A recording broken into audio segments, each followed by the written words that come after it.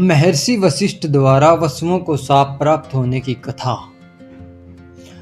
नमस्कार दोस्तों, पिछले अध्याय में हमने जाना था कि गंगा का शांतनु के साथ शर्तों के साथ विवाह हुआ, संबंध बना और विषम की उत्पत्ति हुई। लेकिन आगे की कथा में आज हम जानेंगे महर्षि वशिष्ठ द्वारा वसुओं को शाप प्राप्त होने की कथा।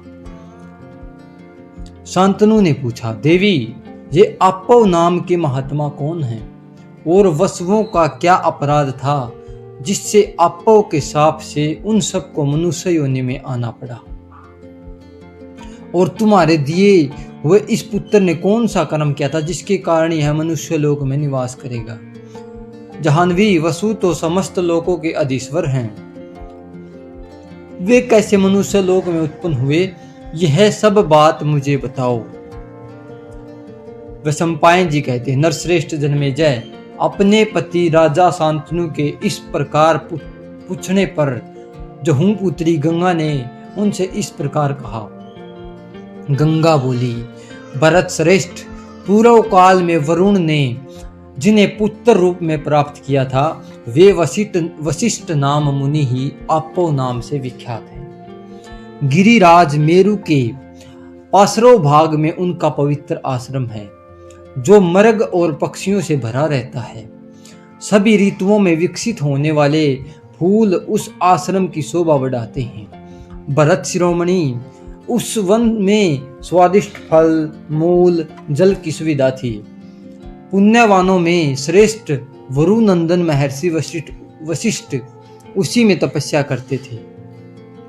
महाराज, दक्ष प्रजापति की पुत्री ने, जो देवी सुरभि नाम से विख्यात है, कश्यप जी के सहवास से एक गौ को जन्म दिया। वह गौ संपूर्ण जगत पर अनुग्रह करने के लिए प्रकट हुई थी तथा समस्त कामनाओं को देने वालों में श्रेष्ठ थी।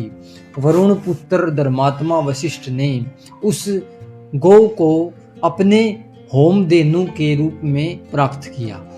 वह गौ मुनियों द्वारा सेवित उस पवित्र एवं रमणीय तापसवन में रहती हुई सब और निर्भय होकर चरती थी। एक दिन उस देवर्षिवित वन में पृथु आदि वसु तथा संपूर्ण देवता पधारे। वे अपनी स्त्रियों के साथ उस वन में चारों ओर विचरने तथा रमणीय पर्वतों और वनों में रमन करने लगे। इंद्र के समान पराक्रमी महिपाल उन वसुओं में से एक की सुंदर पत्नी ने उस वन में घूमते समय उस गौ को देखा। राजेंद्र, संपूर्ण कामनाओं को देने वालों में उत्तम नंदिनी नाम वाली उस गाय को देखकर उसकी शील संपत्ति से वह वसु पत्नी आश्चर्यचकित हो उठी। वसुरभ के समान विशाल नेत्रों वाले महाराज, उस देवी ने घो नामक वसु को वह शुभ गाय दिखाई जो भली भांति हष्ट पुष्ट थी। दूध से भरे हुए उसके थन बड़े सुंदर थे, पूंछ और खुर बहुत ही अच्छे थे। वह सुंदर गाय सभी सद्गुणों से संपन्न और सर्वोत्तम शील स्वभाव से युक्त थी। पूर्व वंश का आनंद बढ़ाने वाले सम्राट, इस प्रकार पूर्व काल में वसु का आनंद बढ़ाने वाली देवी ने अपने पति वसु को ऐसे सद्गुणों वाली गौ का दर्शन कराया। गजराज के समान पराक्रमी महाराज, गौ ने उस गाय को देखते ही उसके रूप और गुणों का वर्णन करते हुए अपनी पत्नी से कहा, यह कजरारे नेत्रों वाली उत्तम गौ दिव्य है। वरारोहे, यह उन वरुनंदन महर्षि वशिष्ठ की गाय है जिनका यह उत्तम तपोवन है। समुद्र में जो मनुष्य इसका स्वादिष्ट दूध पी लेगा वह 10,000 वर्षों तक जीवित रहेगा और उतने समय तक उसकी युवावस्था शिथिल रहेगी।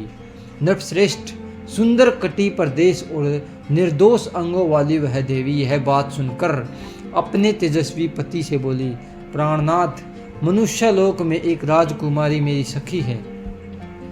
उसका नाम जितवती, वह सुंदर रूप और युवावस्था से सुशोभित है। सत्य प्रतिज्ञा बुद्धिमान राज ऋषि उसी नर की पुत्री है। रूप संपत्ति की दृष्टि से मनुष्य लोक में उसकी बड़ी ख्याति है। महाभाग उसी के लिए बछड़े सहित यह गाय लेने की मेरी बड़ी इच्छा है। सूर श्रेष्ठ, आप पुण्य की वृद्धि करने वाले हैं, इस गाय को शीघ्र ले आइए। मानंद, जिससे इसका दूध पीकर मेरी वह सखी मनुष्य लोक में अकेले ही जरावस्था एवं रोग व्याधि से बची रहे। महाभाग, आप निंदा रहित हैं, मेरे इस मनोरथ को पूर्ण कीजिए।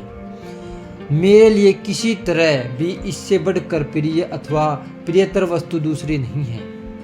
उस देवी का यह वचन सुनकर उसका प्रिय करने की इच्छा से घो नामक वसु ने पृथु आदि अपने भाइयों की सहायता से उस घो का अपहरण कर लिया। राजन, कमल दल के समान विशाल नेत्रों वाली पत्नी से प्रेरित होकर घो ने गौ का अपहरण तो कर लिया, परंतु उस समय उन महर्षि वशिष्ठ की तीव्र तपस्या के प्रभाव की ओर वे दृष्टिपात नहीं कर सके और न ही यह सोच सके कि ऋषि के कोप से मेरा स्वर्ग पतन हो जाएगा।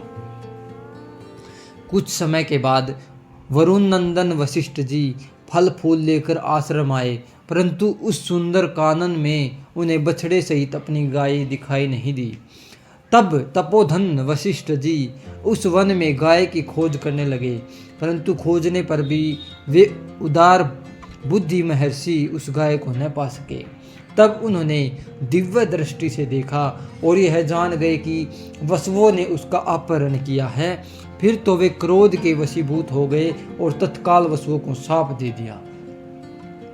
वसुओं ने सुंदर पूंछ वाली मेरी कामधेनु गाय का अपहरण किया है, इसलिए वे सब के सब मनुष्य योनि में जन्म लेंगे, इसमें संशय नहीं है। बरस श्रब इस प्रकार मुनिवर भगवान वशिष्ठ ने क्रोध के आवेश में आकर उन वसुओं को शाप दिया। उन्हें शाप देकर उन महाभाग महर्षि ने फिर तपस्या में ही मन लगाया। राजन, तपस्या के धनी महर्षि वशिष्ठ जी का प्रभाव बड़ा है, इसलिए उन्होंने क्रोध में भरकर देवता होने पर भी उन 8 वसुओं को शाप दे दिया। तदनंतर उन्हें शाप मिला है।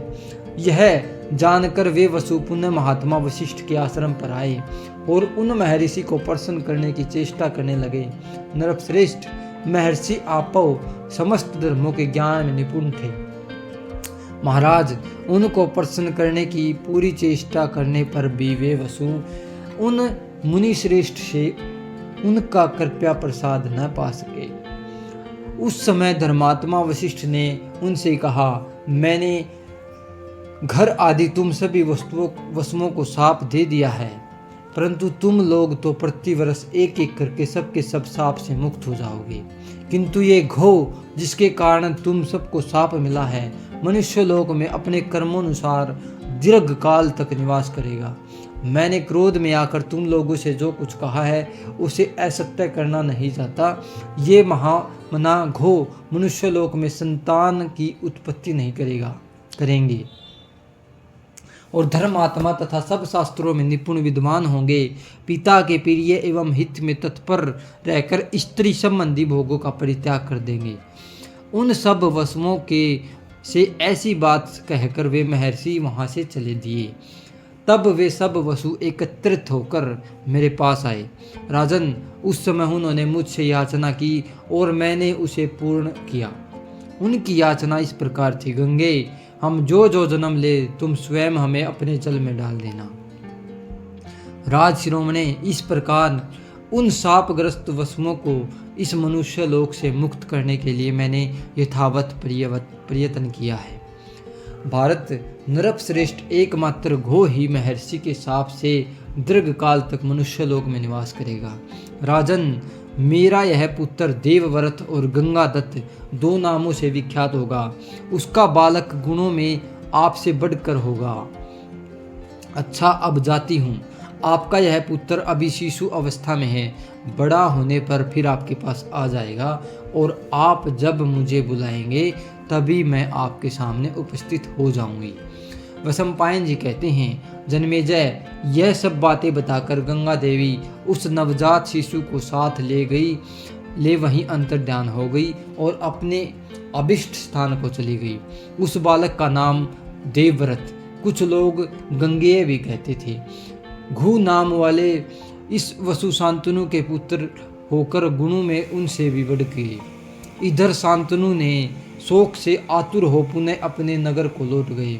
शांतनु के उत्तम गुणों में आगे चलकर वर्णन करूंगा।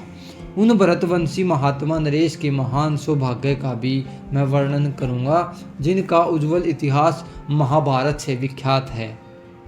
इस प्रकार श्री महाभारत आदि पर्व के अंतर्गत संभव पर्व में आपोवपाख्यान विषयक अध्याय पूरा हुआ।